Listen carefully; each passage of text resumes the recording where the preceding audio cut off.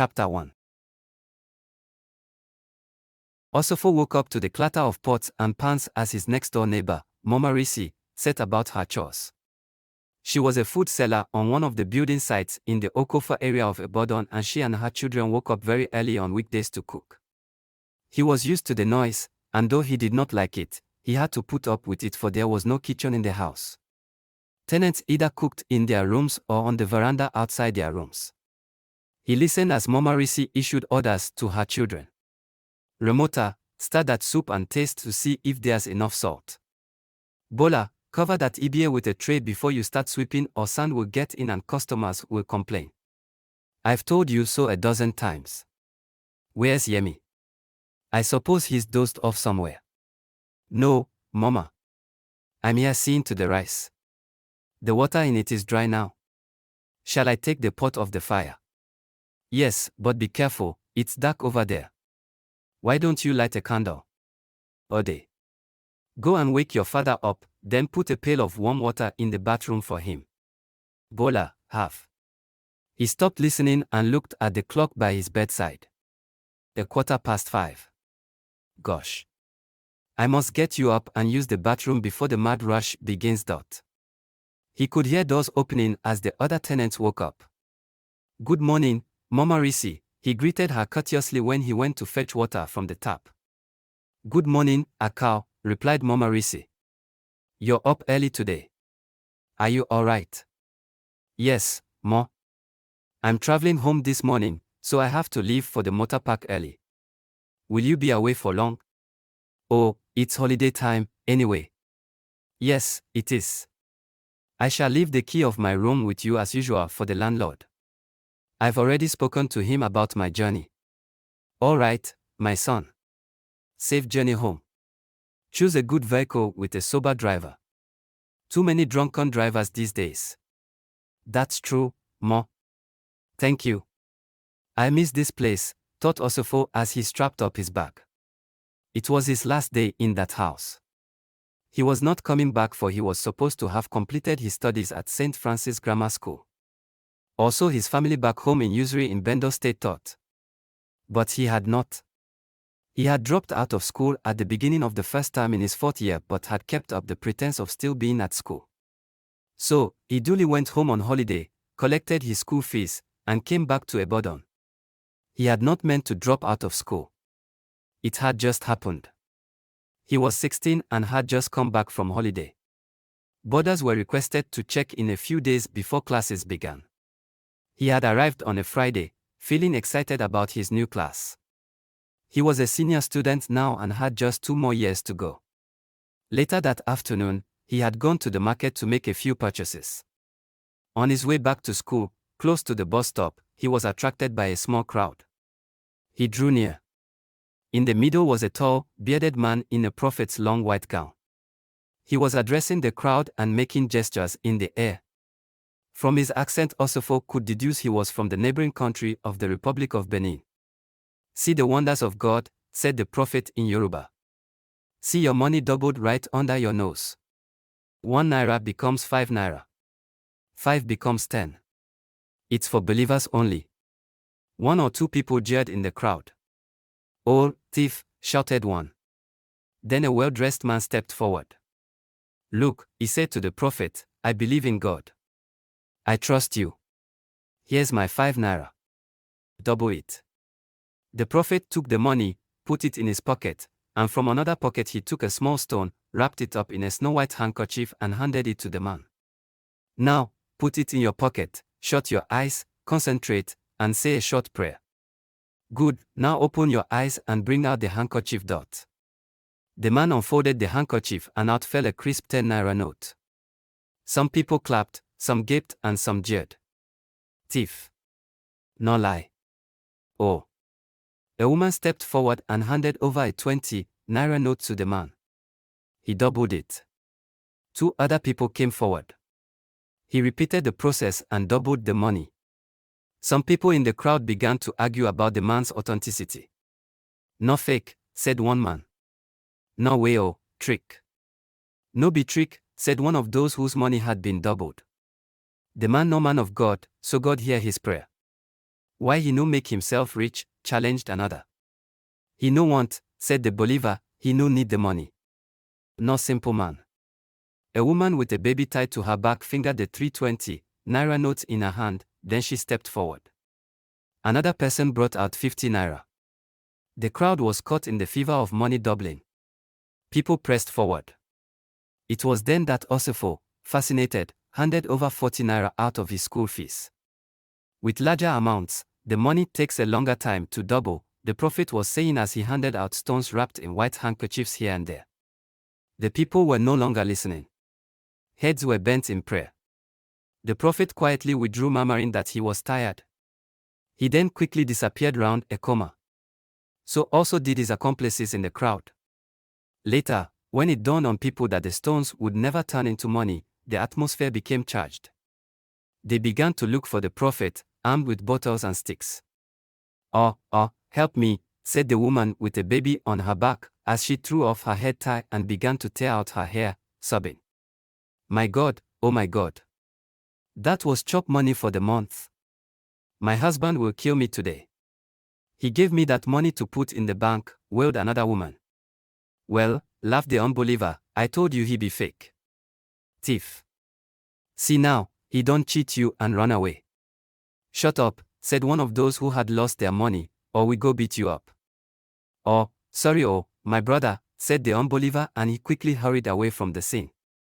After looking in vain for the prophet, the people trooped down to a nearby police station.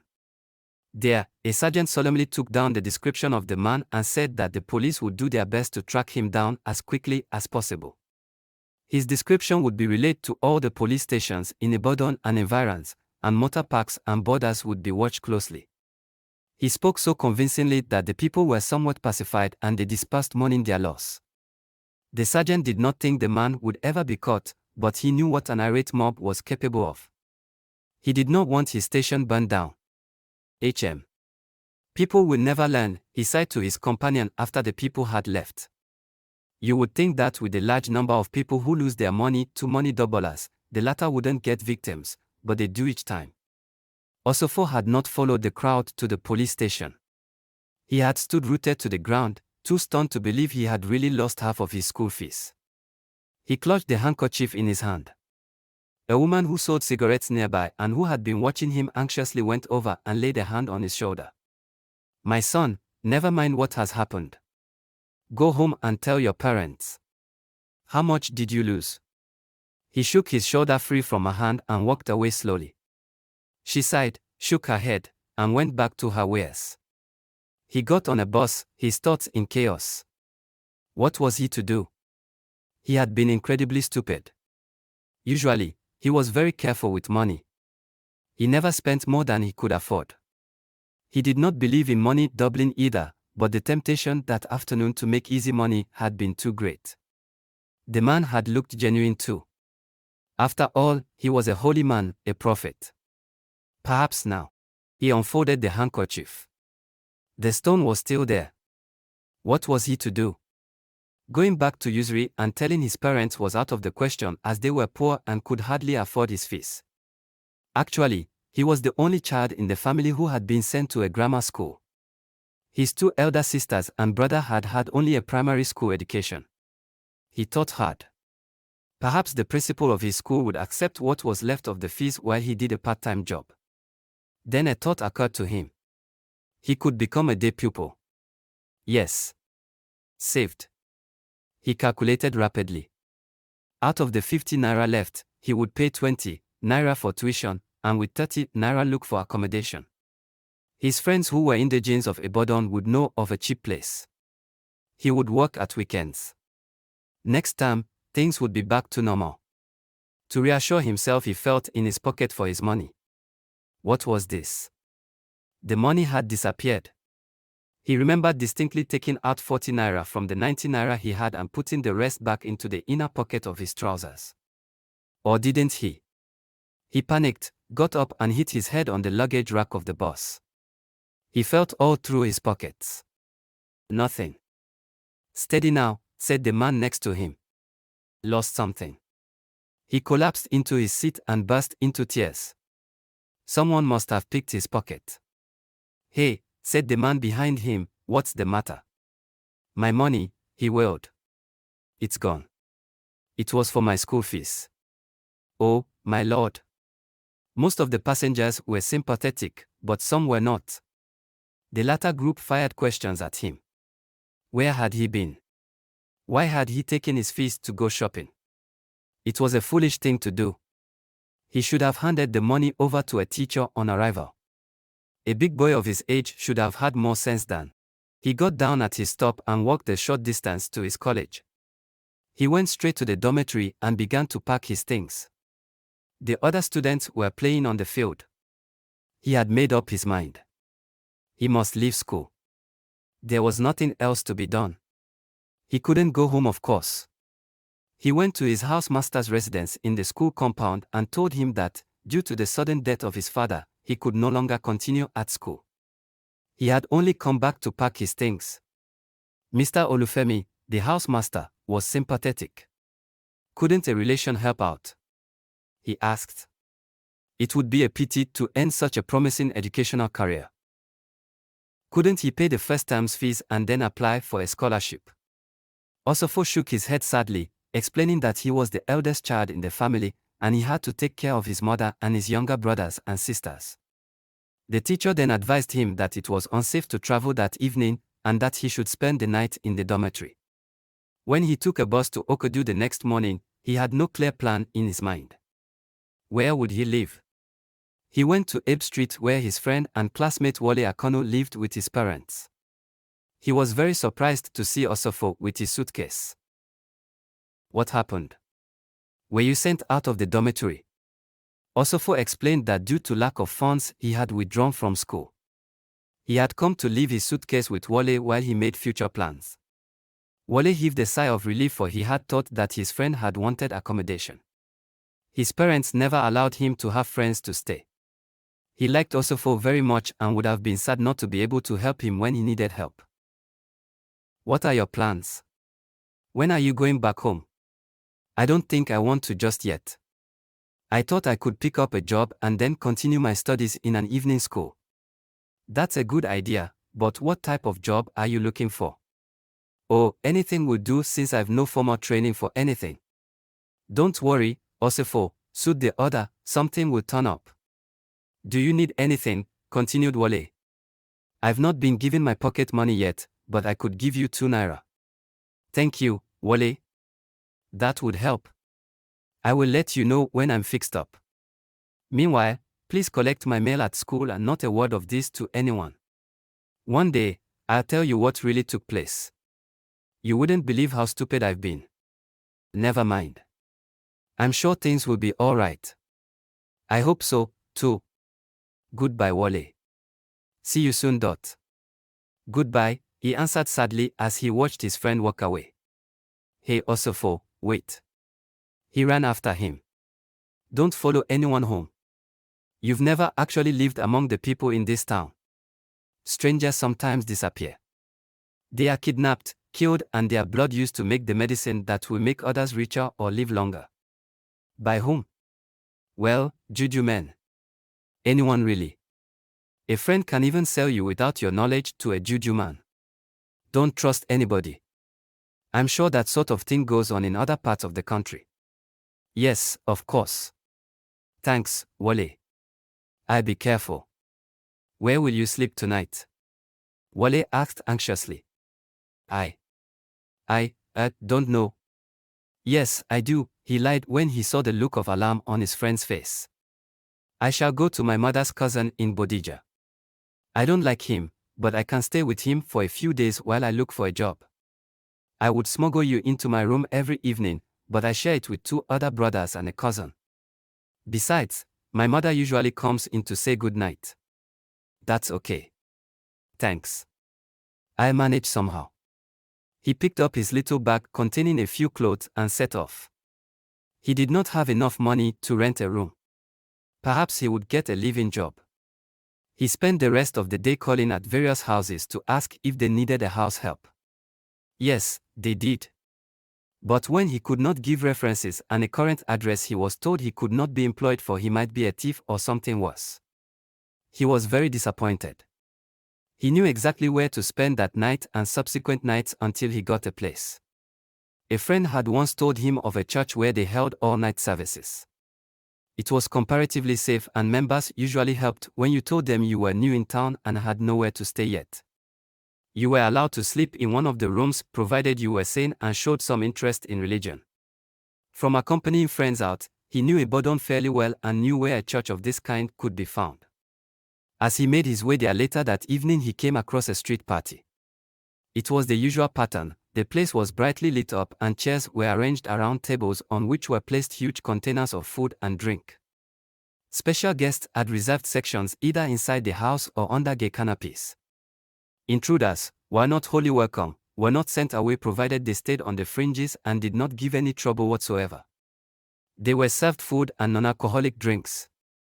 Hosts considered it their own contribution towards helping to feed the poor and hungry.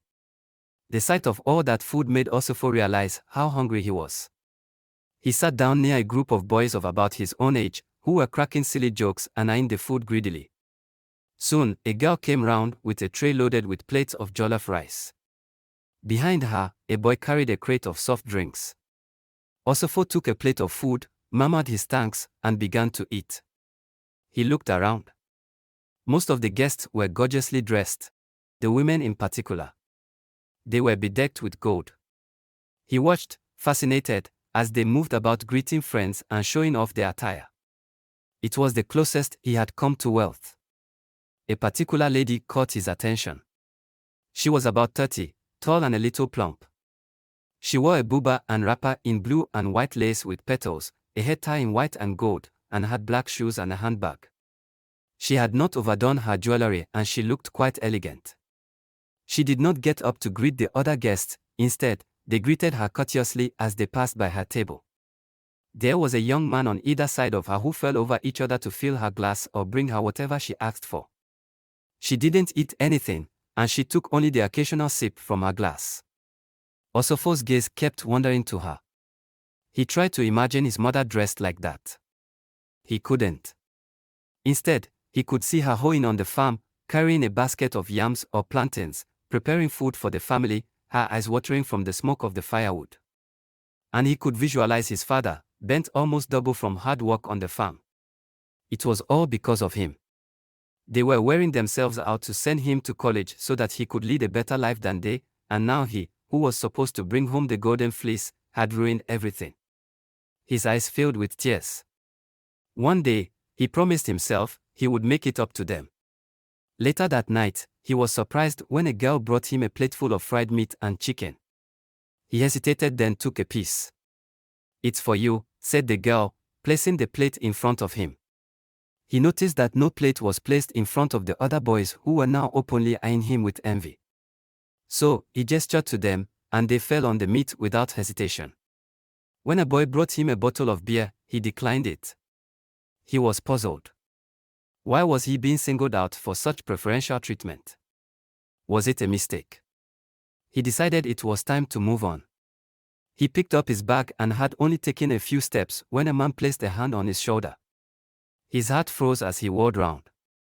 "Madam Adoni would like to see you," said the man, grinning. "Come over here and wait for her." Osifo found himself being led to a white Mercedes-Benz. "Who is Madam Adoni?" he protested. "What have I done?" "Easy, boy," said the other. "That's Madam Adoni over there," and he pointed to the lady in the blue and white lace. She was smiling in their direction, and shortly she got up and went into the house to bid goodbye to the host and hostess of the party. Osifo's fears about being kidnapped vanished as soon as he knew that the woman was involved. He couldn't explain it, but he trusted her somehow. He pushed aside Wele's warning. Anyway, he said to himself, he didn't really care what happened to him anymore. Things couldn't be worse than they already were. Madam Adoni walked over unhurriedly to where they stood her two escorts on either side of her. "Good evening, young man," she greeted him, looking him over. "I'm Madam Adoni." "What's your name?" "Good evening, Ma," replied Osifo, his heart beating fast. The lady was indeed very pretty, and her perfume was overwhelming.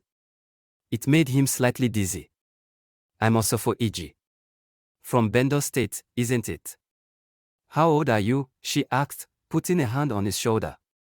I'm 18, Ma, he lied. Luckily, he was tall and looked much older than his age. You look older than that. Fine. I need a driver for a new car I've just bought. Would you like to work for me? But I can't drive, madam, he stammered. This was something he couldn't lie about. How did she guess he needed a job? Never mind, she said smiling, Ode and Fanshawe here, she pointed to her escorts, and even Papa Mulikat, she pointed to the driver, can all drive. They'll teach you. You're not being forced into accepting the job, though. If you don't want to work for me. She shrugged her lovely shoulders. Oh, I'd like to work for you, Ma, said Osifo eagerly. I'll go home and tell my brother about the offer, he lied. Although he didn't think he would come to any harm through the lady, he didn't want her or the others to know that he was alone and homeless in Ibadan. At the back of his mind was just the tiniest feeling of unease about going off with total strangers. Madam Adoni looked at him and then at his bag. She didn't think there was a brother in Ibadan, but she said nothing. It suited her. She preferred boys without strong family ties. Anyway, her agents would carry out their own investigations if he came to work for her. That's fine, she told him. Papa Mulikat and Ode will pick you up at this spot tomorrow evening between 6 and 7 if you're here. Good night. Good night, Ma. Thank you. They drove off and he went to spend the night on the church premises nearby. Madam Adoni's house stood in rambling grounds in a low population density area of Ibadan. It had all the marks of affluence. It consisted of a single-story building, a warehouse, and an L-shaped bungalow where her workers lived. She lived with her mother in the main building. There were no signs of a husband or children. Osifo could not tell exactly what the duties of the workers were. Papa Mulikat had warned him right from the onset that the fewer questions he asked, the less he knew, and that the less he knew, the better for him. He had stuck to that theory throughout his stay there.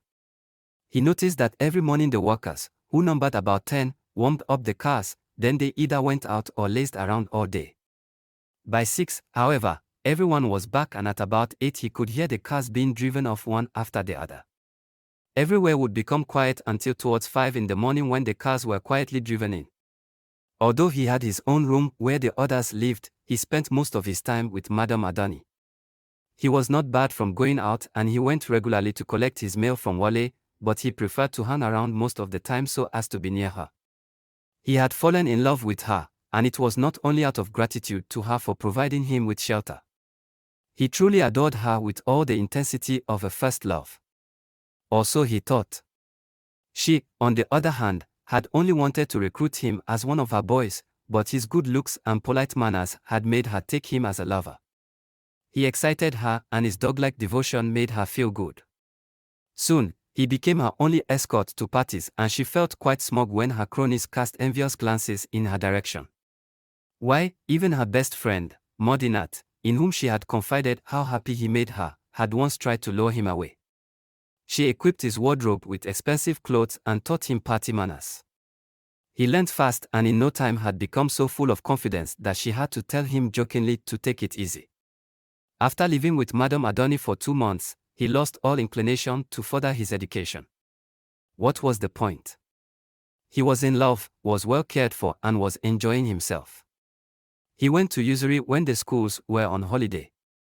His parents noticed nothing and suspected nothing. At the end of each term, he took a report home, and at the end of the academic year he promoted himself to the next class. It was easy. Wale bribed the junior clerk in the school secretary's office and was given several blank report sheets which Osifo filled in and presented to his father. It was purely a formality, since his father only asked him whether he had passed or not and then kept the report which Osifo later destroyed. One regular visitor to Madam Adoni's was a short middle-aged man with tribal marks. He was good-looking and was always well-dressed in a French suit or flowing Yoruba attire. As soon as he arrived, he would go to inspect the warehouse in the company of Madam Adoni or Papa Mulikat and then later retire to her apartment to discuss business. On these occasions Osifo would be told to make himself scarce. Not that he needed any persuasion, for he disliked this man who hardly ever acknowledged his greeting but instead looked past him as if he did not exist. On inquiry, Ode told him that the man was known as Lonko Abaeden. He then advised Osifo not to ask any more questions about him. Of all his colleagues, he liked Ode and Papa Mulikat most. They talked to him and made him feel at home, whereas conversations usually stopped when he stepped into the room where the others were, and that made him feel unwanted. One evening, Ode had left with the others and Osifo never saw him again.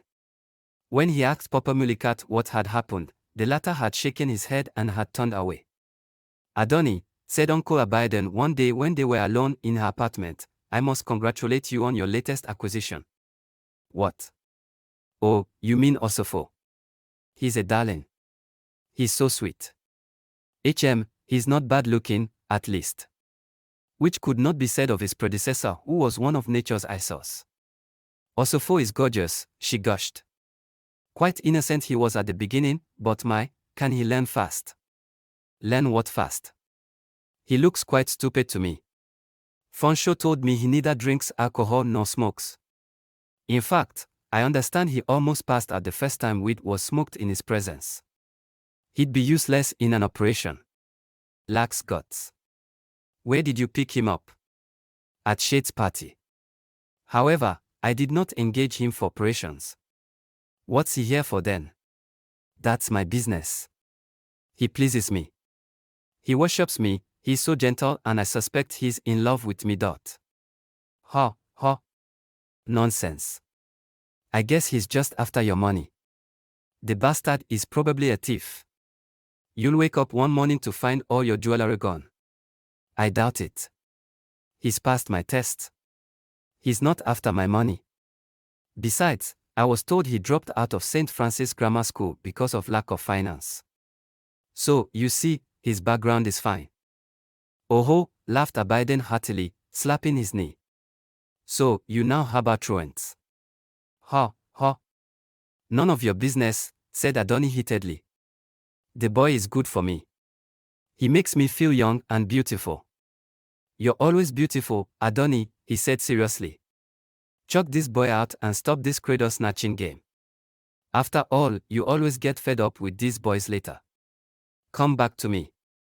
You know I love you still. Don't be ridiculous, Abaeden. Let's stick to being business partners. Our relationship works better that way. We were married for 10 years, then you left me for a younger woman. Now you want me back. What for? I wonder what place you have for me among your other 3 wives. You can continue to live here. Please, no more. Leave me alone.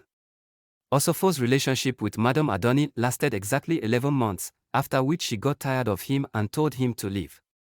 He was completely shattered. His nice safe life was over and his very first love had rejected him.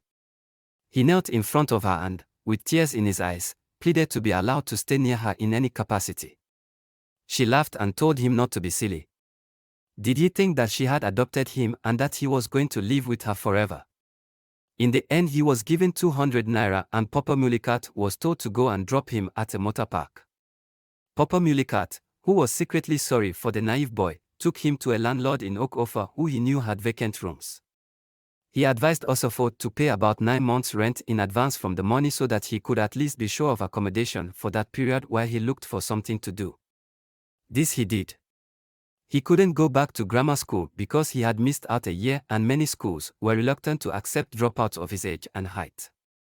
He enrolled at an evening school and got a job in a soft drinks factory, but he could not cope.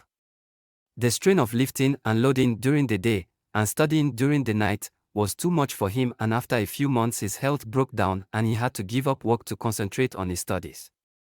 This he had to abandon too when he could not pass his examinations. However, it was now 2 years since he had left school. His classmates had sat for the final examinations for the West African School Certificate and finally left school. Osifo could no longer pretend he was still at school, so he had to go back home too.